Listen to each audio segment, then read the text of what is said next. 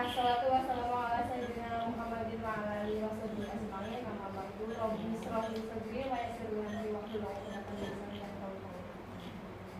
Perkenalkan di sini saya Aru Susana, CGP angkatan 10 dari SMP Negeri 5 Tanjung Selatan yang akan melaksanakan diseminasi budaya positif modul 1.4. Yang terhormat Bapak Ibu Guru SD Negeri Sumberjaya 05 dan yang terhormat yang saya muliakan Bapak Kepala Sekolah yang dalam hal ini sudah mengizinkan saya. Terima kasih sekali atas izinnya saya melaksanakan diseminasi ini di sekolah Bapak Ibu.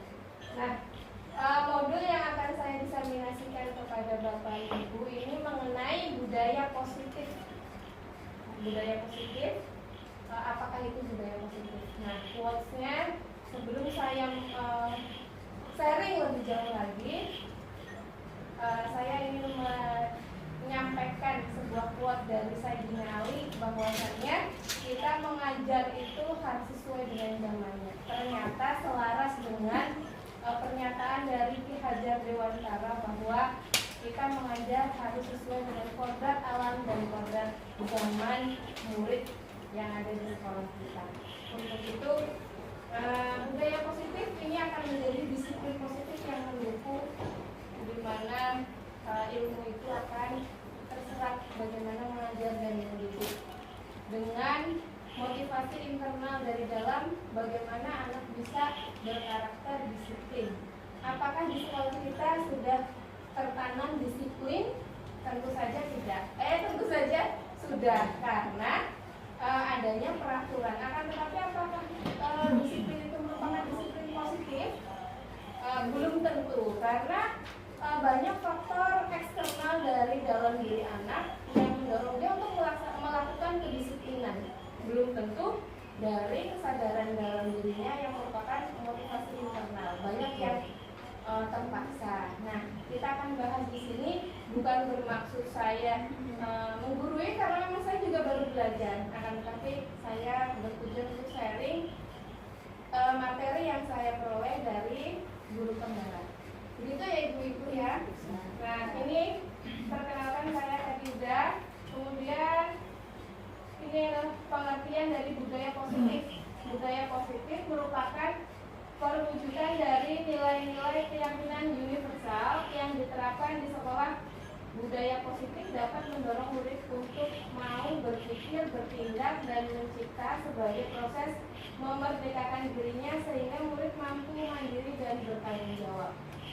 Nah, merdeka itu bukan berarti kita bebas, murid-murid kita bebas tanpa batas melakukan sesuatu. Tapi merdeka itu bermakna bahwa mereka mempunyai kesadaran dari dalam dirinya untuk melaksanakan kebajikan, nilai-nilai kebajikan universal. Kebajikan universal itu yang dinilai semua orang, menjadi keyakinan semua orang bahwa itu suatu kebaikan dari sisi manapun, dari golongan manapun, dari agama manapun. Kebajikan universal yang kita yakini seperti apa, dan itu dilaksanakan oleh murid-murid kita dan diharapkan menjadi budaya positif setelah disiplin positif itu tertanam. Jadi tidak ada anak yang tidak disiplin dan disiplinnya terpaksa dan bukan dari hati. Jadi ini adalah budaya disiplin positif yang menjadi akar, menjadi budaya positif di sekolah kita. Harapannya seperti itu.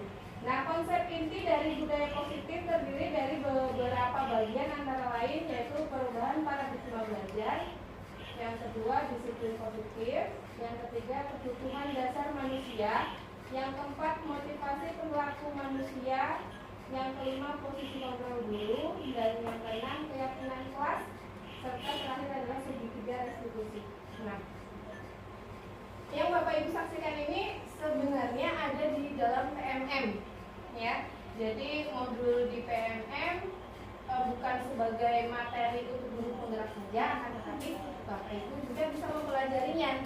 Silakan kalau yang bawa HP bisa buka PMM. Nah, di situ ada modul disiplin positif dan juga materinya sama. Jadi nanti mungkin bisa kita berbagi slide ya untuk membuat aksi nyatanya sama dengan Bapak Ibu yang ada di sini, boleh ya.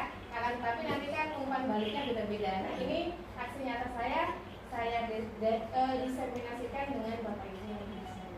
Nah, kemudian pembelajaran dengan paradigma baru. Apa itu pembelajaran dengan paradigma baru? Merupakan pembelajaran yang dirancang berdasarkan prinsip pembelajaran diferensiasi sehingga para peserta didik belajar sesuai kebutuhannya, tahap perkembangan sesuai teori psikologi terwujudkan profil pelajar Pancasila. Jadi semua terutama dalam kurikulum Merdeka saat ini, semua tujuan dari pendidikan kita bermuara pada profil pelajar Pancasila. Nah, kayaknya semuanya udah bisa menghafalkan lagunya ya Ibu.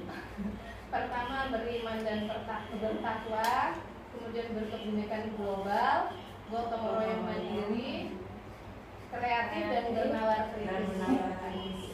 Ya, itu merupakan karakter profil pelajar Pancasila. Dan di sini disiplin positif adalah pembiasaan hal yang baik mencakup sikap atau perilaku maupun tutur kata oleh seluruh pelajar di sekolah, terutama bagi murid agar dapat berkembang menjadi pribadi yang kritis, mandiri, dan bertanggung jawab. Sebagai pendidik, tujuan kita adalah menciptakan peserta didik yang memiliki disiplin diri sehingga mereka berperilaku mengacu kepada nilai-nilai kebajikan universal dan memiliki motivasi dalam diri menuju perubahan perilaku ke arah yang lebih baik. Jadi untuk melakukan nilai-nilai kebajikan itu bukan karena keterpaksaan, tetapi menjadi motivasi internal dari dalam dirinya. Udah bukan harus kita kejar-kejar lagi supaya masuk tepat waktu. Cinta kebersihan, membuang sampah pada tempatnya itu tidak, akan tetapi ada motivasi internal dari dalam dirinya. Nah, kemudian kebutuhan dasar manusia sesuai dengan konsep inti tadi, konsep inti budaya positif. Selanjutnya adalah kebutuhan dasar manusia. Kenapa biasanya anak-anak kita sering tidak mematuhi peraturan? Karena di sini mereka ada yang belum terpenuhi sesuai dengan kebutuhan dasar manusia. Kebutuhan dasar manusia itu apa? Merupakan sesuatu yang kita lakukan untuk mendapatkan apa yang kita inginkan. Seluruh tindakan yang kita lakukan memiliki tujuan. Semua usaha terbaik yang kita lakukan agar kebutuhan dasar kita terpenuhi dengan baik, manusia atau kita yang kita lakukan agar kebutuhan dasar kita terpenuhi dengan baik. Makanya dari terpopulasi. Nah, kebutuhan dasar manusia itu apa Ibu di sini? Kalau anak-anak ada yang mungkin tidak mengumpulkan tugas, mungkin salah satu kebutuhan dasarnya belum terpenuhi. Terus kemudian ada anak yang mungkin suka jahil sama temennya, melanggar peraturan, terus ngusilin temennya sama ya tadi suka jahil itu. Apa yang belum terpenuhi?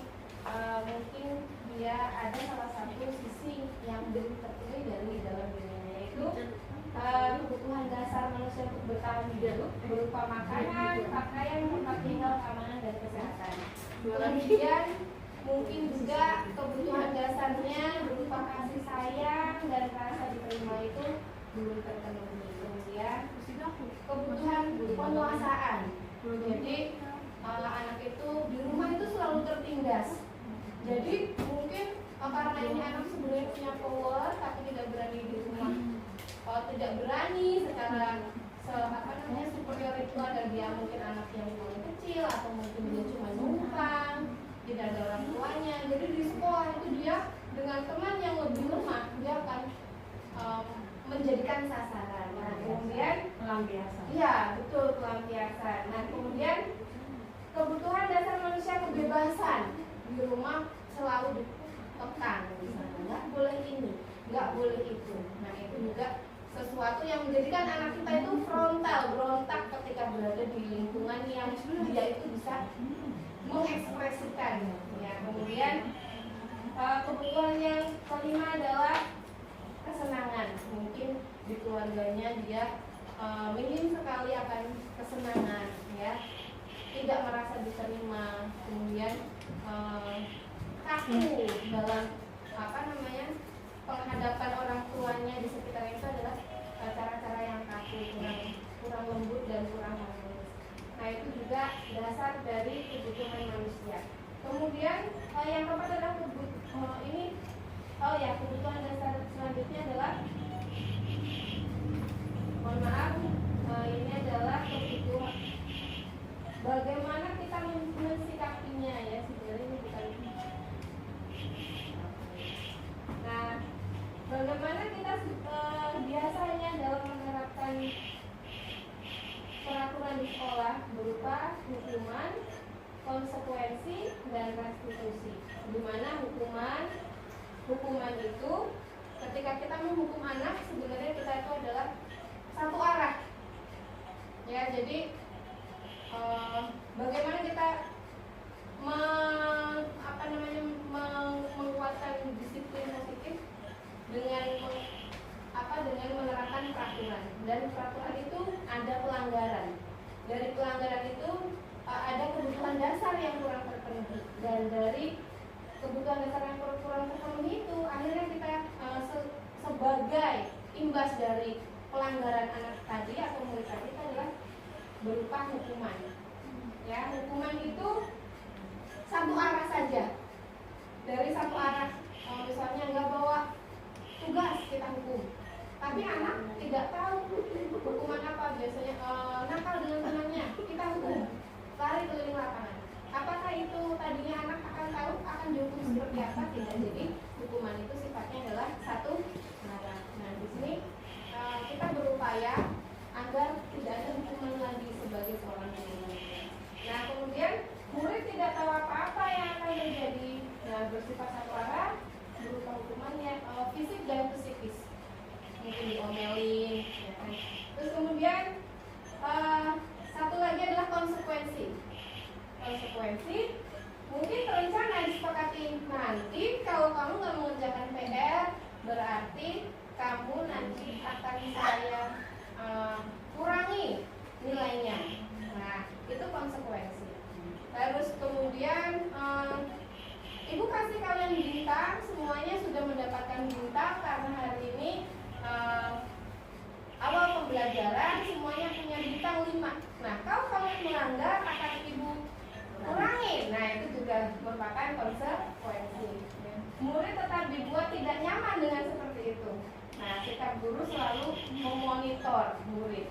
Nah kamu melanggar, konsekuensinya apa? Walaupun sebenarnya sudah ada kesepakatan dari awal, tapi itu tetap tidak akan menjadikan efek membuat murid menjadi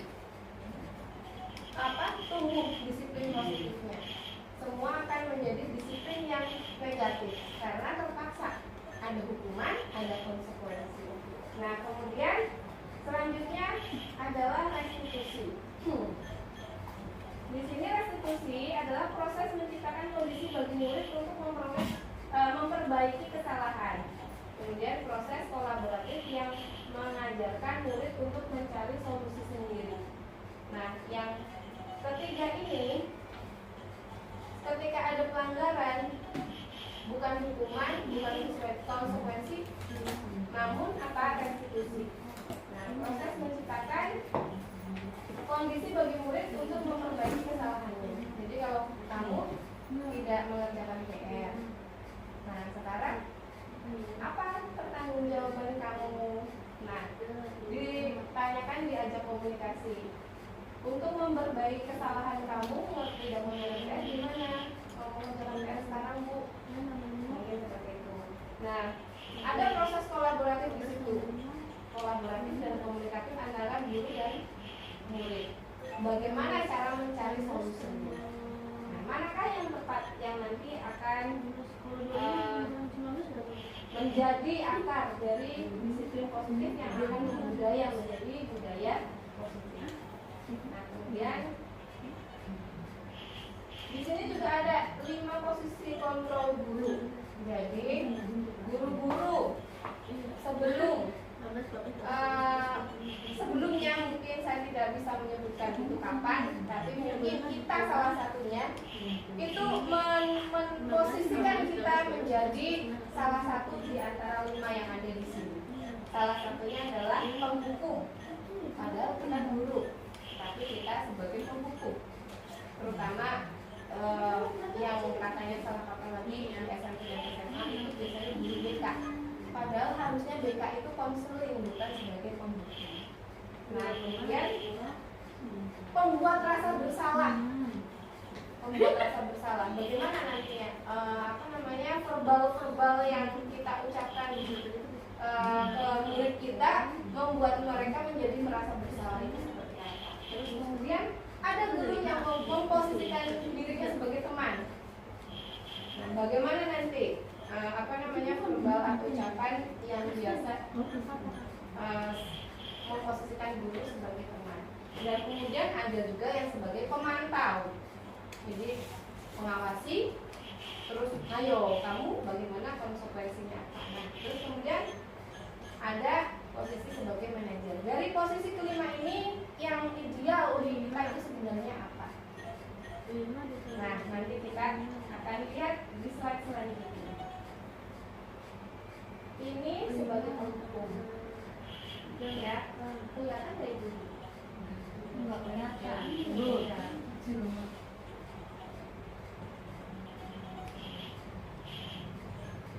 Nah, penghukum. Nada suaranya tinggi. Nih, saya juga belajar acting ya ibu-ibu.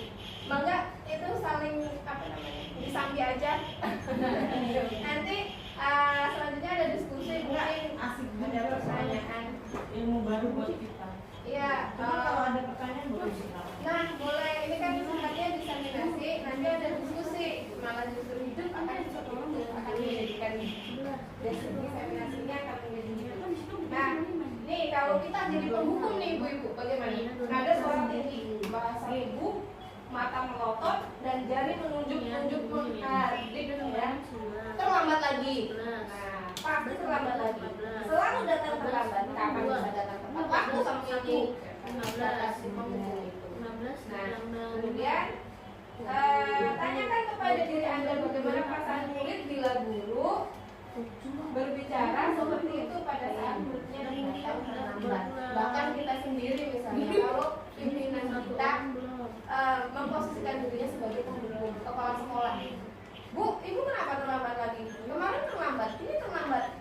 Nah, pasti apa? Perasaan yang akan timbul. Nah, pasti akan lebih merenggangkan hubungan. Padahal pada kenyataannya disiplin positif tidak akan terbangun dari situasi seperti itu. Kita harus melepaskan hubungan kita. Bagaimanapun kita sebagai guru, jangan sebagai penghukum. Nah, kemudian kemungkinan murid marah dan mendendam atau bersifat agresif. Bisa jadi sesudah kembali duduk, murid tersebut akan mencari bukunya, cari sasaran bu, cari pelampiasan tadi sudah disampaikan, atau meja tulisnya lebih buruk lagi setelah bisa jadi tuh motor gurunya dibikin bocor. Karena apa? Menghukum bisa jadi posisinya ketika siswa itu berada di depan teman-teman lainnya. Nah, itu keras sekali itu mentalnya. Nah, selanjutnya dialog sebagai tadi membuat rasa bersalah. Seperti apa ini? Ini kayak ketika kita sebagai pembuat rasa bersalah, nada suaranya merendah, memelas, mungkin halus ya, walaupun tidak tulus, sedih, bahasa tubuhnya merapat pada anak dan lesu. Ini berapa? Sama yang terlambat nih. Kamu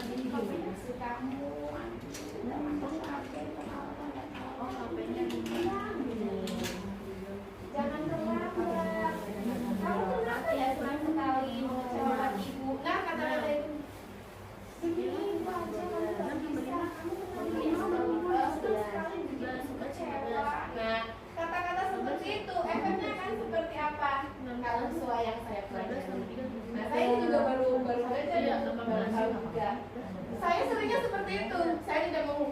kenapa sih ramah mulu?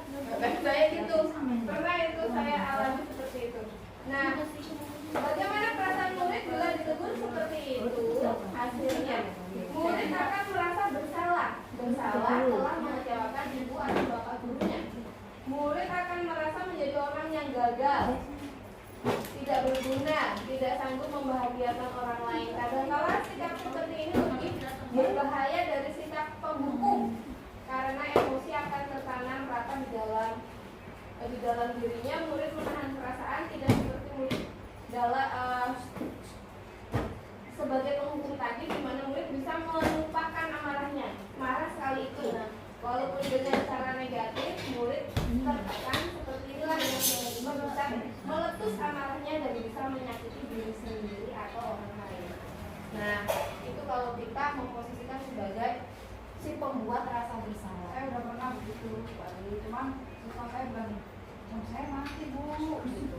Besoknya lagi Ada aja ya. besoknya kayak kemarin bu mati. Dan maksudnya Iya, bisa mulai lagi murid kita. tapi saya jadi ngikutin loh Bu Ari. Saya kan naik motor nih ya, Tanggul nih. Cepat saya sama polisi, bu berhenti, kata polisi itu. Saya udah nyadar, biasanya nggak ada polisi kok polisi. Itu harusnya pakai helm, kata polisinya gitu kan. Terus saya bilang, udah pak, mana? Saya pegang kalau saya, iya pak, perasaan tadi saya udah pakai. Polisinya bilang, sangel.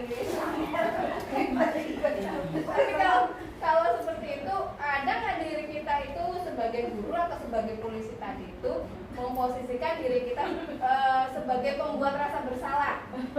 Ya, iya. Kita udah bisa ngeles duluan, ya kan? Tapi kalau murid gitu, memang dia ada kalanya. Tapi anak-anak kita mah banyak sekali yang udah siap mentalnya.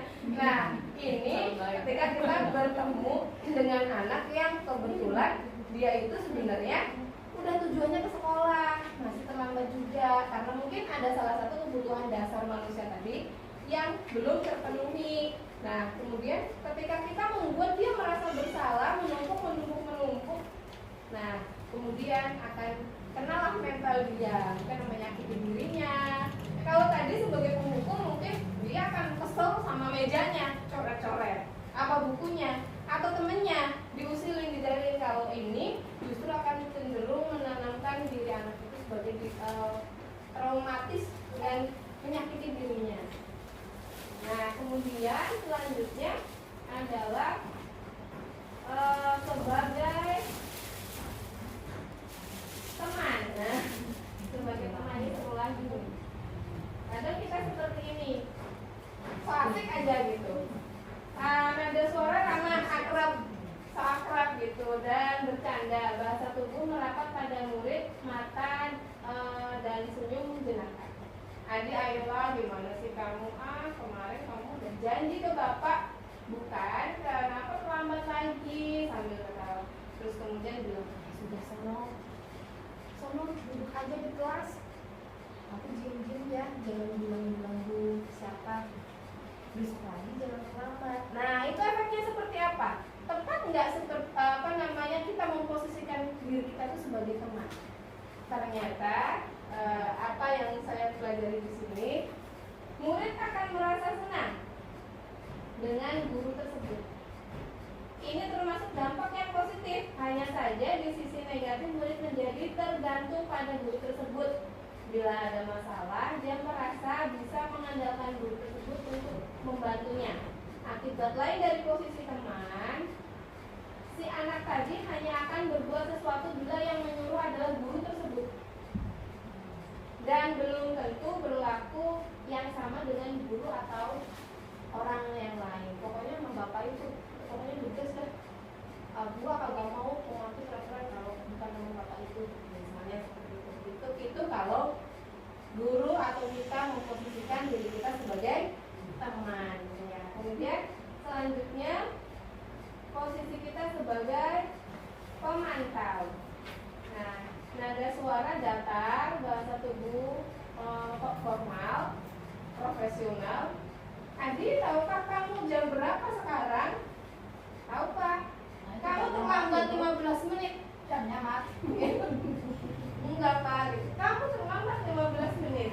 Apakah kamu sudah mengerti konsekuensi yang harus dilakukan bila terlambat? Nah, ini kalau pemantau itu kita selalu ngomongin konsekuensi. Nah, tahu kan kalau terlambat kamu mau diapain? Ya paham Pak. Harus tinggal kelas pada jam istirahat, nanti nyatet mengerjakan tugas ketertinggalan saya. Iya benar, nanti saat jam istirahat kamu tetap harus di kelas. Nah, itu adalah kita sebagai pemantau. Bagaimana perasaan murid diperlakukan seperti ini? Murid memahami konsekuensi yang harus dijalankan karena telah melanggar salah satu peraturan sekolah. Guru tidak menunjukkan suatu emosi yang berlebihan, menjadi marah atau membuat merasa bersalah seperti tadi si penghukum. Ini adalah pemantau. Nah, murid tetap dibuat tidak nyaman dengan situasi tersebut, yang harus tinggal kelas sementara temannya semuanya istirahat. Nah, guru tetap harus kemudian guru juga akan merasa rugi waktunya karena harus memantau murid pada saat mengerjakan tugas di jam murid tersebut tinggal di kelas. Nah, kemudian ini kaitannya ketika kita menjadi seorang pimpinan juga. Nah, kemudian ini yang terakhir adalah posisi kita sebagai manajer. Bagaimana kan manajer itu? Nah, ada suara tulus. Nah, hendaknya memang kita memperlakukan murid kita itu dengan tulus, karena memang di sini tujuannya adalah untuk belajar dan mendidik, bukan militer, ya. Bahasa tubuh tidak kaku, mendekat ke murid. Adi, apakah kamu mengetahui jam berapa sekolah mulai? Udah kelihatan tuh belum, Bu? Adi, apakah kamu mengetahui jam belajar dimulai? Mungkin seperti itu ya. Tahu Pak, jam 7. Ya, jadi kamu terlambat. Kira-kira bagaimana kamu akan memperbaiki masalah ini? Jadi, gimana nih kamu terlambat? Untuk memperbaikinya gimana? Ya, saya bisa menanyakan teman saya Pak untuk mengejar tugas yang tertinggal. Terus selanjutnya, besok saya nggak terlambat lagi Pak. Nah, itu adalah kesepakatan dalam dirinya yang sudah disepakati. Tapi dia sendiri yang akan mencari pertanggungjawaban atas solusinya. Nah, kemudian baik itu bisa dilakukan. Apakah besok akan ada masalah untuk kamu agar bisa hadir tepat waktu ke sekolah? Tidak Pak, saya bisa hadir tepat waktu. Jadi mimik ketulusan kita dengan menanyakan sendiri bagaimana solusinya, itu akan memancing atau menyadarkan. Nah, bagaimana ini? Apakah perasaan murid kalau kita memposisikan sebagai manajer? Nah, pada posisi manajer, maka seorang guru sebaiknya tulus, tidak perlu marah, tidak perlu meninggikan suara, apalagi menunjuk-nunjuk jari ke murid, berkacak pinggang atau bersikap seolah-olah menyesal, tampak sedih sekali akan perbuatan murid ataupun bersendal buruk menempatkan diri sebagai teman. Fokus ada pada murid, bukan untuk membahagiakan guru atau orang tua. Murid sudah mengetahui adanya suatu masalah dan sesuatu itu perlu terjadi. Bila guru mengambil posisi pemantau, guru akan melihat apa konsekuensinya, apa peraturannya. Namun pada posisi manajer, guru akan mengembalikan tanggung jawab pada murid untuk mencari jalan keluar permasalahan, tentu dengan bimbingan guru. Nah, dari posisi 5 kontrol tadi itu, kira-kira yang tepat untuk kita itu yang mana? Sebagai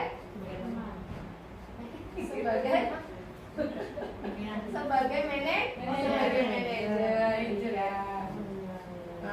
Jadi kalau sebagai apa tadi pertama? Sebagai penghukum, itu efek negatifnya akan memperburuk hubungan juga antara guru dengan murid. Sebagai pembuat rasa bersalah, efek psikologis negatif pada diri murid. Kemudian sebagai teman, membuat ketergantungan, betul sekali Bu. Nah kemudian sebagai pemantau akan merugikan diri kita sendiri karena konsekuensi yang harus dihadapi murid dan juga kita untuk melayani murid tersebut. Gitu. Nah, yang paling tepat adalah sebagai manajer, di mana memang kita memposisikan diri kita sebagai seorang guru dengan tulus menanyakan kepada murid tersebut apa solusi yang harus dicari atas kesalahannya tersebut dengan tanggung jawab terhadap dirinya sendiri. Nah, contoh lain penerapan 5 posisi kontrol guru. Ini tadi pembuku berdiri dengan sebelah kaki misalnya, nggak usah di ini ya Bu. Sudah zaman dulu itu. Iya, membuat merasa bersalah, kelihatan memelas, kemudian contoh penerapan 5 posisi kontrol guru sebagai teman dan pemantau tadi sudah dialog-dialognya ini hanya contoh penerapannya seperti apa kita dan juga ini sebagai manajer. Bagaimana ucapan verbal yang diucapkan? Apakah kamu tahu kesalahan kamu? Nah, kemudian keyakinan sekolah apa yang kamu langgar dan apa yang akan kamu lakukan untuk menyelesaikannya? Nah, itu tadi.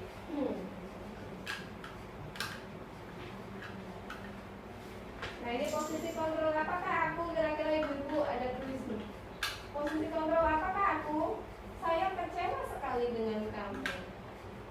Posisi kontrol apa tadi? Si pembuat rasa bersalah ya. Iya. Nah, kemudian selanjutnya ya betul, si pembuat rasa bersalah. Ih, kamu kok gitu sih? Kamu lagi ibu kecewa gitu. Nah, itu adalah si pembuat rasa bersalah. Kemudian posisi kontrol apakah aku? Kamu tidak pernah benar melakukannya. Sekarang keliling lapangan 3 kali. Nah, iya, ini menghukum. Padahal kita bukan hakim.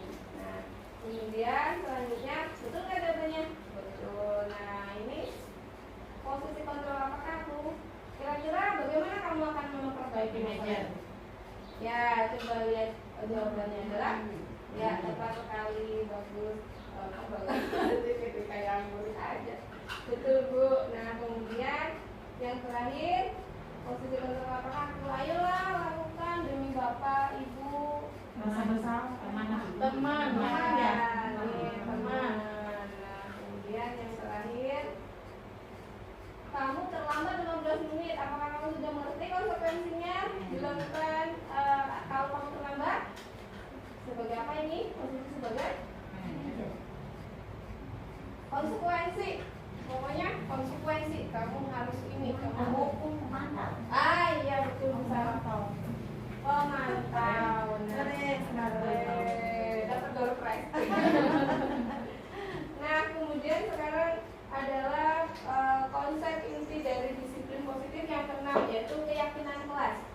Keyakinan kelas merupakan kesepakatan kelas yang diyakini bersama guru dan murid dengan harapan dapat meningkatkan kedisiplinan murid. Keyakinan kelas berupa pernyataan universal dibuat dalam bentuk positif dan bersifat abstrak.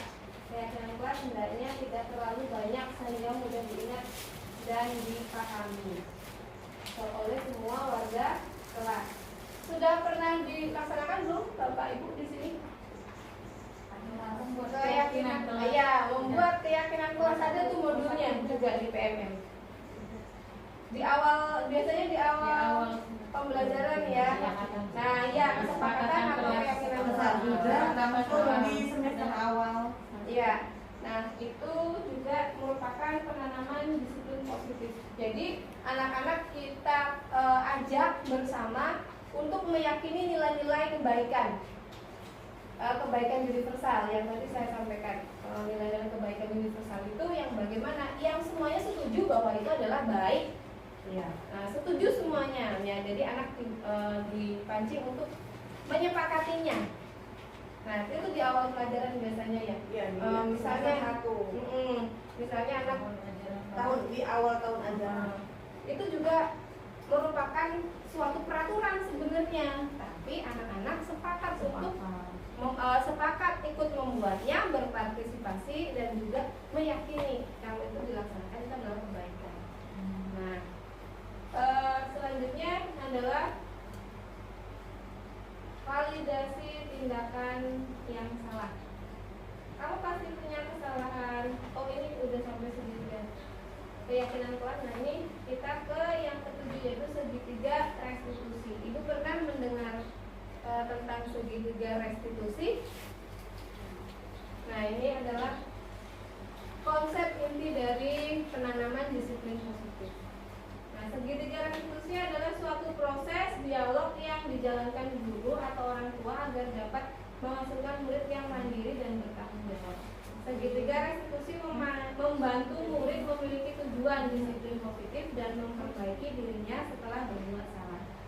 Restitusi bukan untuk menebus kesalahan, namun untuk belajar dari kesalahan.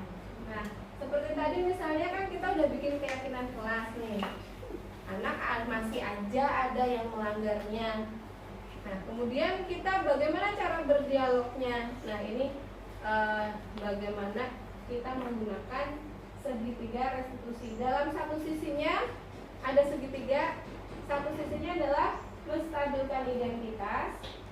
Nah, bagaimana dialognya? Misalnya ada anak yang kita udah sepakat nih datang tepat waktu. Nah, itu ditulis misalnya ada 3.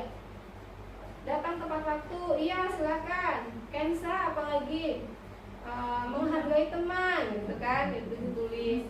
Kemudian dibikin tulisan yang bagus, ditulis dipasang di dinding kelas, di sudut kelas. Nah, kemudian masih ada anak yang saling mengejek nama orang tua misalnya. Nah, orang tuanya namanya Abdul gitu kan, dipanggil kayak gitu. Nah, terus kemudian kita ajak bicara anak itu dengan segitiga restitusi, yaitu dengan apa? Berbuat salah itu manusiawi. Salah itu ya gimana ya? Dulu ibu juga pernah salah kayak gitu, jadi bocah kayak kamu pernah kayak gitu. Tidak ada manusia yang sempurna melakukan kesalahan itu. Tapi saat ini ibu tidak akan mencari siapa yang salah, tapi cari solusinya.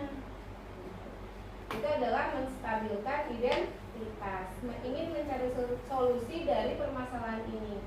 Nah, kamu berhak merasa seperti itu, kamu berhak iri sama dia karena memang dia tuh pinter, tapi kamu nggak boleh mengejek. Seperti ini adalah menstabilkan identitas. Kemudian validasi tindakan yang salah. Jadi satu sisi adalah menstabilkan identitas, yang sisi lain adalah validasi tindakan yang salah dengan ucapan verbal. Kamu pasti punya alasan mengapa kamu melakukan itu.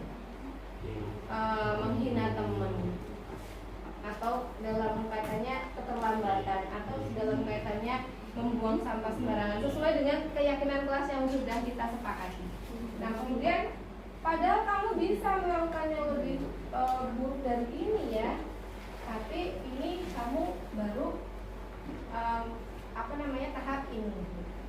Nah, kamu patut bangga pada dirimu sendiri karena kamu telah melindungi sesuatu yang penting buat kamu. Baru misalnya melakukan yang ini sebelum sampai separah ini gitu maksudnya. Nah, itu namanya adalah sisi dari sisi validasi tindakan yang salah. Kemudian satu sisinya adalah menanyakan keyakinan. Dan sampai di sini adalah kita menanyakan keyakinan kelas yang sudah kita sepakati bersama. Keyakinan kelas seperti apakah? Kan bukannya kita sudah punya keyakinan kelas. Apa keyakinan kelas kita? Menghargai sesama bu, menghargai teman yang lain. Nah, terus kemudian nilai-nilai apa yang kita telah sepakati? Ya, saling menghargai bu. Misalnya seperti apalah jawaban mereka. Pada intinya mereka diingatkan kembali akan keyakinan kelas yang mereka sepakati.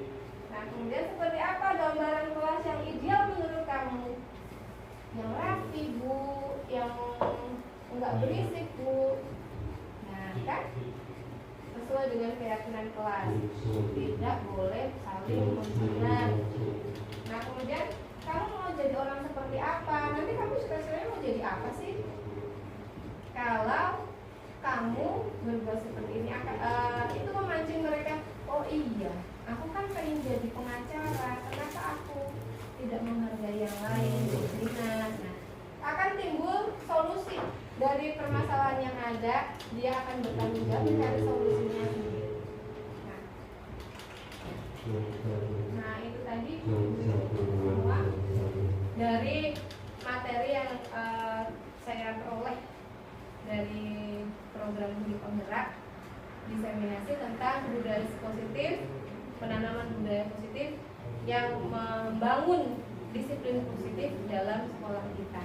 Nah sekarang kita berbincang-bincang aja, karena kalau saya tanya jawab, saya juga baru belajar. Jadi kita sharing aja nih yang terjadi di sekolah Bapak Ibu semuanya seperti apa.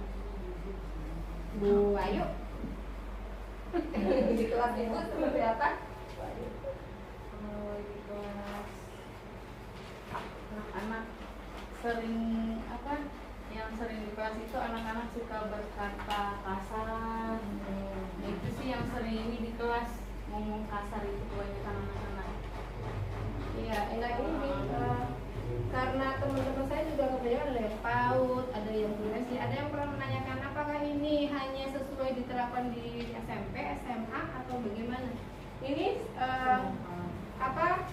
posisi 5 kontrol kebutuhan dasar semua itu dari semua basic segitiga restitusi itu semuanya dari ketika kita PAUD sampai SD. Jadi memang masalah-masalah tentang kedisiplinan tentang pelanggaran peraturan itu memang semuanya ada gitu, tidak hanya di SD, SMP atau SMA.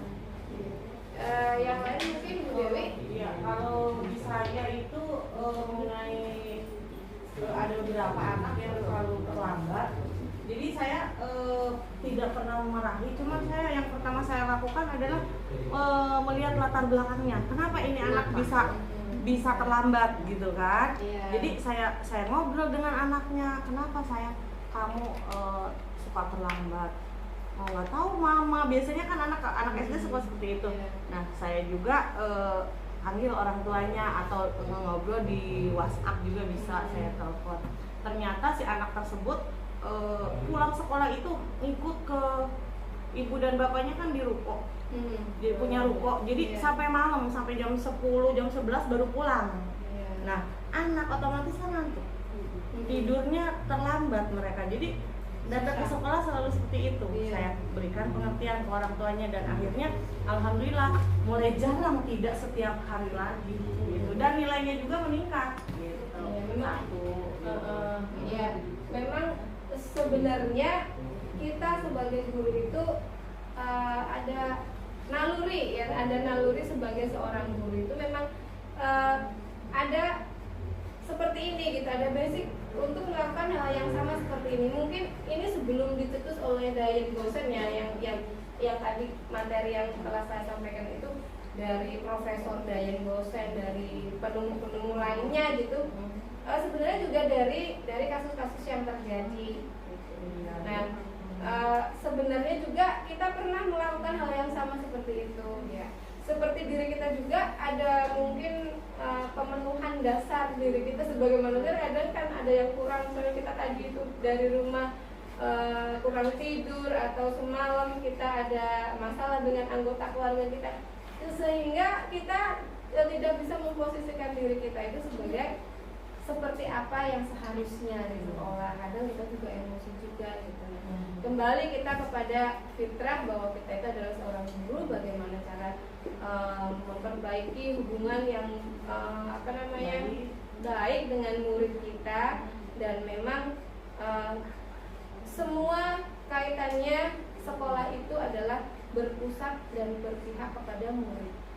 Kita tujuannya adalah murid. Nah, seperti yang disampaikan oleh Bapak Menteri bahwa pendidikan itu untuk apa? Untuk murid. Murid dan murid sampai 3 kali seperti itu ya. Kita jadinya belajar lagi. Sebenarnya bukan kita yang terlalu banyak kekurangan, tapi kita belajar lagi, diingatkan lagi akan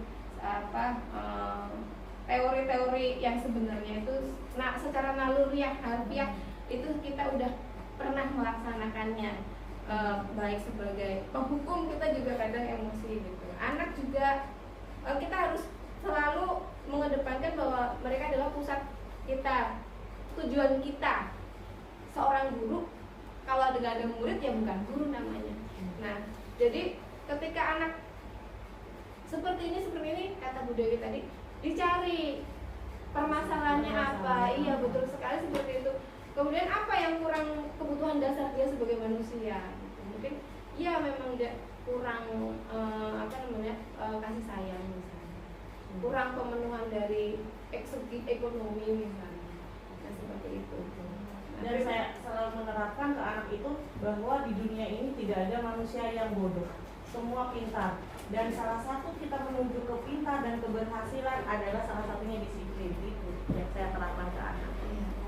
Memang seperti itu. Saya juga harus banyak belajar bahwa selama ini juga sebagai guru mapel ya saya kerjanya mapel itu aja, nggak mau tahu apakah kamu siap atau kamu enggak. Saya bukan guru BK, nggak ngurusin yang masalah kamu nggak punya buku atau apa. Nah itu yang menyadarkan diri saya. Lain halnya dengan guru SD, memang guru mapel sangat melayani gitu kan. Kalau guru kelas sangat melayani, guru mapel itu benar-benar kadang itu ada sampah sampai itu mah bukan masalah saya, itu bukan urusan saya gitu. Itu udah ada petugas kebersihannya. Seperti pernah dalam benak saya itu seperti itu. Bodo amat gitu. Pokoknya materi saya tersampaikan. Ya, ada yang lain, ibu-ibu? Kalau saya sih satu lagi. Saya sih kebetulan ada anak yang anaknya tuh akhlaknya baik ya. Akhlaknya baik. Akhlaknya baik. Cerdas juga. Cuman sayangnya dia ini kurang perhatian ada orang lain. Jadi seperti itu. Makanya tadi waktu ketemu sama makanya saya bilang itu aset. Kita waktu ngajar dan materi sudah ini saya nggak bisa pernah rumahnya di jalan, masih sore di jalan sampai rumah jam 8 malam sampai rumah. Itu anak kelas? Iya, iya. Jadi orang tuanya itu bapaknya tidak masa bodoh ya, bapaknya itu tidak makanya waktu datang itu saya bilang Saya jadi ingat anak saya. waktu terlambat kan sering nggak masuk bang absennya banyak banget gitu. Tapi kalau ulangnya dia selalu bisa ngikutin gitu kan. Makanya saya panggil lah, sebenarnya udah pada panggil.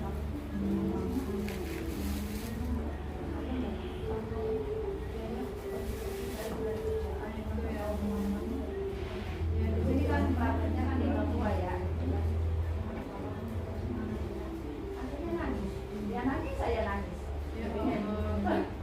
Itu sedih gitu kasihan soalnya anaknya baik gitu. Pakaiannya pun sampai nggak keurus, iya dekil banget, nggak rambutnya juga ini gitu. Anak laki atau perempuan? Kalau saat kayaknya itu mengundang empati simpati di diri kita itu, kalau seandainya saya mampu udah ditinggal di rumah saya aja gitu ya. Iya, betul sekali Bu Heni itu bahwa anak itu aset, benar. Generasi bangsa itu adalah aset. Bagaimana nanti kita majunya suatu bangsa itu memang ya disinilah tempat kita bekerja, tempat kita mengabdi. Kalau bekerja mungkin kita akan dapat feedbacknya berupa gaji, tapi tempat kita mengabdi yang tidak tidak bisa kita lepas tangan sebagai seorang guru, bahwa itu adalah amal jariah kita, bahwa kita itu adalah benda hidup yang dihadapi. Jadi kepedulian kita sangat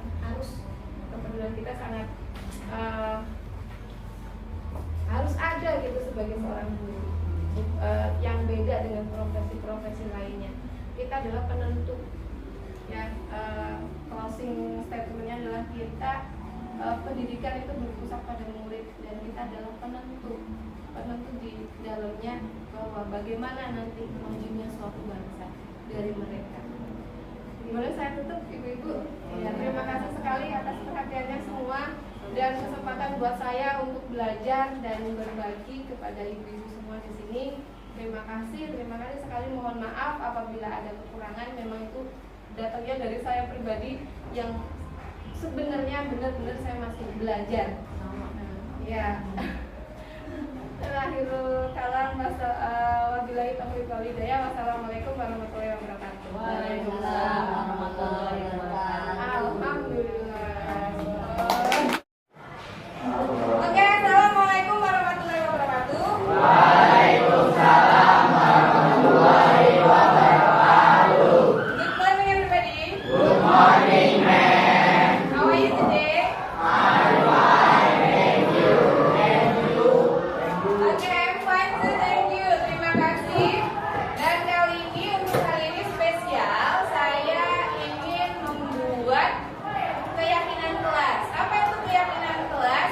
Keyakinan kelas adalah sejenis peraturan, tapi yang memiliki kesepakatan antara kalian sebagai murid dan saya sebagai guru. Nah, jadi semuanya harus memberikan partisipasi supaya keyakinan kelas itu bisa berjalan. Ya, keyakinan kelas itu apa? Keyakinan kelas adalah nilai keyakinan yang dinilai baik untuk proses belajar kita di dalam kelas. Jadi, kalau peraturan misalnya nih, jangan membuang sampah, ya kan? Nah, di dalam keyakinan bisa diperhalus bahasanya dengan tidak kamu yakin dalam diri kamu bahwa membuang sampah itu adalah hal yang tidak baik, maka kamu membuatnya dengan tidak membuang sampah sembarangan atau berjanji membuang sampah pada tempatnya. Terus kemudian apa? Tidak boleh terlambat, diganti dengan kami akan datang tepat waktu. Terus apa lagi? Tidak boleh membuli temannya, diganti dengan kami akan saling menghargai. Kira-kira bisa nggak bikin keyakinan kelas seperti itu? Bisa nggak? Dan semuanya harus menuangkan idenya, ya. Apa yang kira-kira menjadi keyakinan kamu, sesuatu kebaikan yang harus dipatuhi di dalam kelas kita. Kira-kira bisa ya?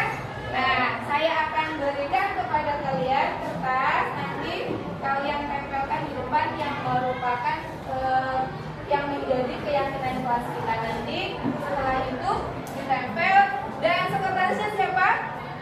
Sekretarisnya ya Delia, nanti kamu salin lagi. Nah, nanti dibikin di tembok di pojokan, dibikin seperti halnya jadwal tiket. Ya. Oh, ini ada kamu.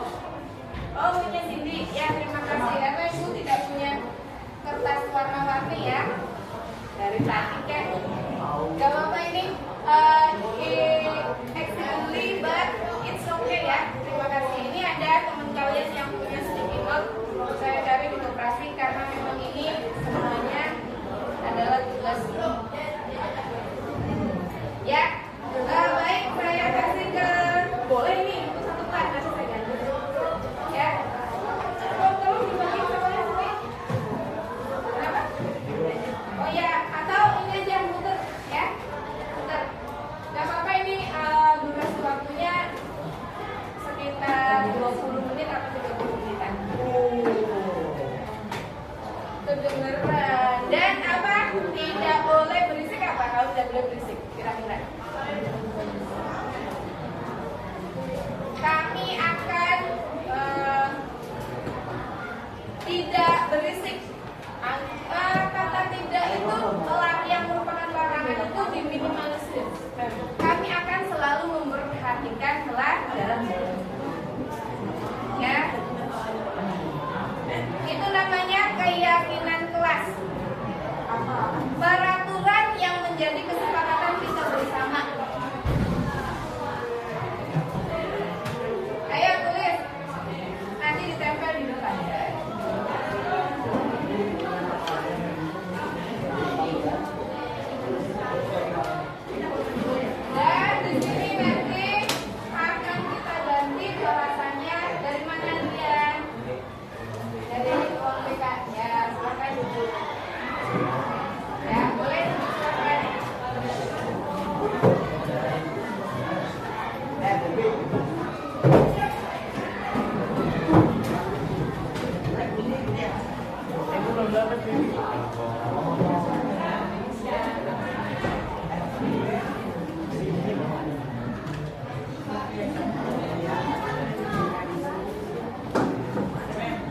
Ada pertanyaan?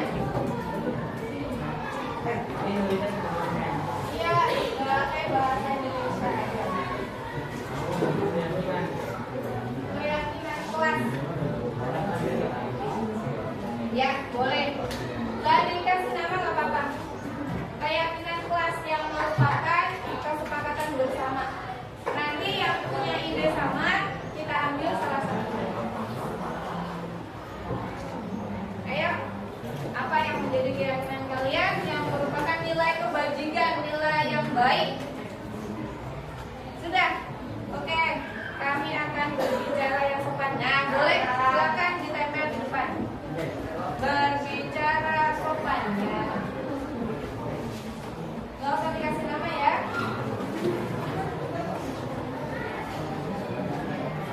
Kalau yang sama, nanti perwakilan salah satu. Ternyata idenya sama. Ayo silakan. Reza.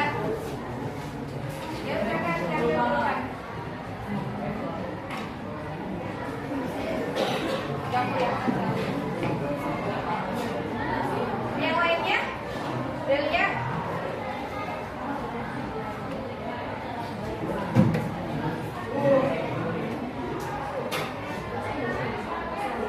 Ya, boleh. Kami akan membuang sampah pada tempatnya. Boleh. Kami akan saling menghargai satu sama lain ya. Boleh, silakan silakan. Ya. Kami akan membersihkan kelas setiap pagi ya. Tiket ya. Kami akan membersihkan kelas setiap pagi sesuai dengan jadwal tiket. Ayo. Nah, bagus.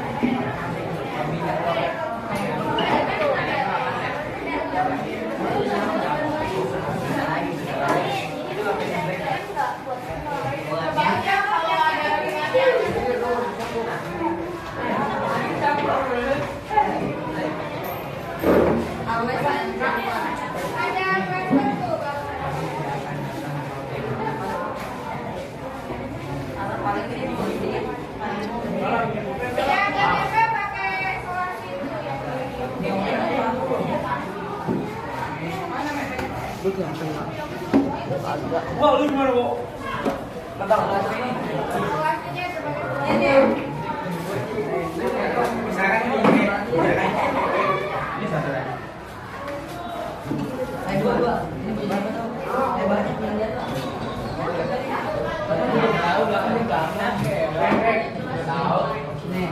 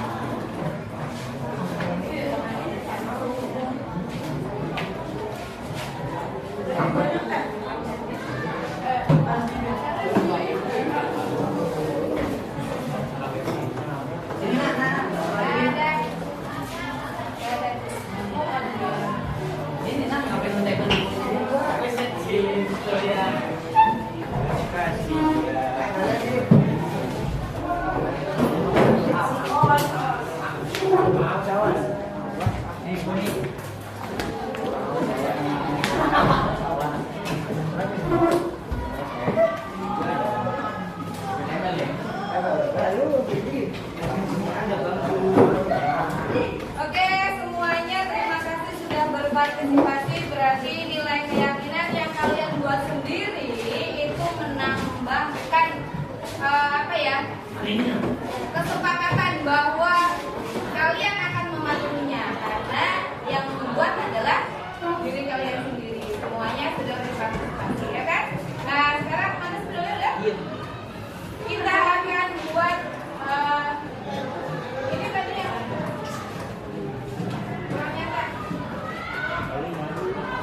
Nggak apa-apa kalau ada yang sama nanti akan kita tulis yang mewakili saja. Misalnya kami berjanji membuang sampah sembarangan, mau tidak membuang sampah sembarangan, membuang sampah pada tempatnya,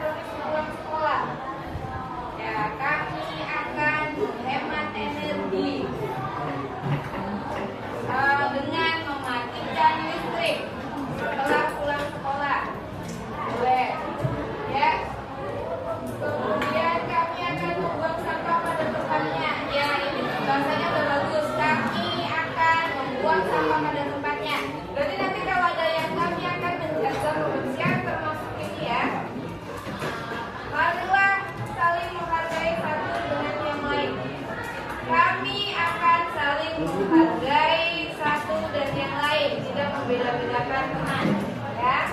Kemudian kami tidak akan makan di kelas saat jam belajar. Nah, bagus. Kalau bahasa larangannya, bilangnya gimana? Dilarang makan saat belajar. Tapi ini karena merupakan keyakinan kelas kalian yang kamu sendiri yakin bahwa kamu itu sepakat untuk mentaatinya, maka bahasanya seperti ini. Kayaknya semuanya sudah pintar, sudah bisa semuanya menerapkan sebuah keyakinan yang di situ bukan merupakan larangan. Kalian kan gak suka dilarang-larang, ya kan? Tapi kalian yakin bahwa sesuatu yang baik akan kalian lakukan, ya kan? Setuju nggak? Ya, bagus. Nah, lanjut. Kami akan hormat kepada guru. Ya, boleh. Boleh banyak sekali berarti ya. Yang belum tulis kami akan membawa sama. Kami akan mengerjakan PR yang guru kasih. Nah, ini mungkin sama semuanya. Kami akan mengerjakan tugas dari guru, sama mau PR, mau dalam kelas langsung, ya kan? Ya, kemudian aku akan mengikuti pembiasaan pagi setiap pagi dan tepat waktu. Gimana? Kami ya, jangan harus mengikuti dulu. Jadi kami akan selalu mengikuti peraturan sekolah dalam kegiatan pembiasaan. Nah, kalau kalian nanti tulisnya sambil aja, ya. Kami akan mengikuti kegiatan yang ada sekolah sama. Pembiasaan pagi dan semuanya kegiatan semua kegiatan sekolah. Mendengarkan saat guru sudah menjelaskan, nah sama dengan yang tadi kami akan hormat kepada guru. Tidak memilih guru apapun itu, kamu akan semua guru dihormati. Dilakukan dengan hormat ya, jangan buang sampah di kolong meja sama. Kami akan menjaga kebersihan kelas sama. Kami akan datang tepat waktu sama tadi dengan yang tidak terlambat itu saja. Kompak selalu bagus. Kami akan menjaga kekompakan. Nah, kami akan datang tepat waktu sama ibu sama. Nah, kami akan datang. Kami tidak akan datang terlambat sama. Kami akan saling menghargai sama dengan yang tadi. Kemudian kami akan sama. Amin sama sepertinya ada berapa? Sekitar ada 11 yang berbeda ya. Silakan nanti dibuat kesepakatan kelas kalian dan ditempelkan di tempat yang biasa terlihat, ya. Saling menghargai, datang tepat waktu, selalu menjaga kebersihan kelas, mengerjakan tugas dari semua guru, dan juga menghormat kepada yang lebih tua, terutama ketika di sekolah adalah kepada guru. Nah, itu adalah keyakinan kelas yang sudah kita sepakati, ya. Nanti setelah dibuat menjadi sebuah kesepakatan peraturan yang kalian akan melaksanakan peraturan itu, kalian juga akan tanda tangan di bawahnya. Semuanya tidak terkecuali, ya. Oke. Sekiranya itu saja dari saya. Kalian sudah paham berarti ya bahwa kesepakatan kelas kita yang merupakan keyakinan, bukan sekedar peraturan yang harus diwajibkan kalian terpaksa untuk mematuhi, akan tetapi kesepakatan yang merupakan keyakinan kelas kita, nilai-nilai kebajikan yang memang kita dengan sadar, ya, dengan sadar pada diri sendiri akan mematuhinya. Terima kasih. Assalamualaikum warahmatullahi wabarakatuh.